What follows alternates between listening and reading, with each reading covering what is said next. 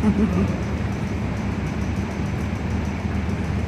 हम तीनों मान के चलो मूसा और हारून खड़े और प्रार्थना कर रहे हैं, लेकिन एक परमेश्वर के दास जरा सोच कर देखिए कब तक वो अपने हाथ को उठा सकते।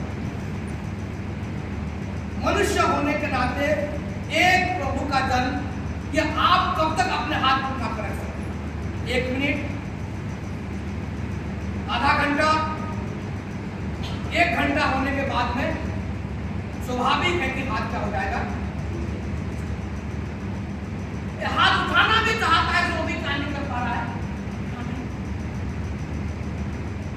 अब ये परमेश्वर के जो मूसा के जो सहकर्मी थे, जो कलीसिया के प्राचीन थे, इन्होंने सोचा कि पास्टर साहब अब अगर हाथ नहीं उठाएंगे तो हमारे लोग क्या हो जाएंगे, हार जाएंगे। जरा सोचो, माहौल को सोचो, कंडीशन को सोचो कि प्रभु के दास जी जान लगा के हाथ उठाए हुए हैं और जितने जब कभी थोड़ा सा भी ऐसा हो जा रहा है तो कोई ना कोई इस्राएली मर जा रहा है, कोई ना कोई इस्राएल का मृत्यु हो जा रहा है। आत्मिक रीति से आत्मिक कलीसिया का यही हाल है।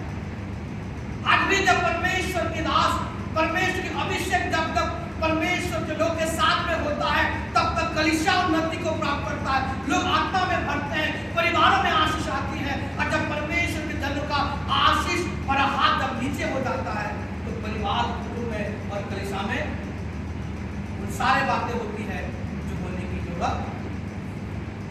अब ये परमेश्वर के जो लोग हैं, हमारे कलीसिया के जो प्राचीन है, वे क्या करेंगे? परमेश्वर दास मूसा का पढ़ा है दोनों हाथ, ये इनका काम है कि कलीसिया के पासवान का ये लोग क्या करेंगे? एक बार ताली बजा के प्रभु को धन्यवाद दें। ये है प्राचीन का काम।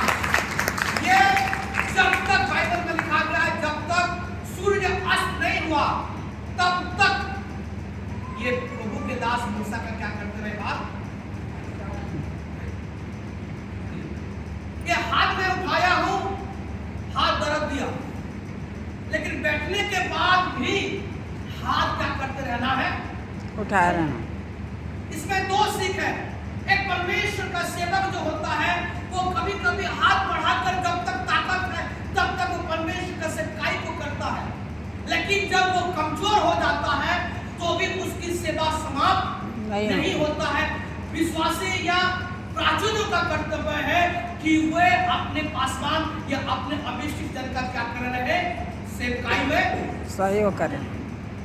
ये सिर्फ मेरा हाथ नहीं दुख रहा है, एक समय मेरा हाथ दुख रहा था उठाने के लिए, भाई आप ये दोनों मेरे हाथ को पकड़िए, अब ये दोनों भी, अब कितने हाथ हो गए? 4 हाथ। हो सकता है कि 2-2 हाथ में हो गए, कितना हाथ होगा? इसका मतलब है मेरे दर्द के साथ में, इस दर्द में अब कौन शामिल हो रहे हैं? प्राचीन लोग के साथ।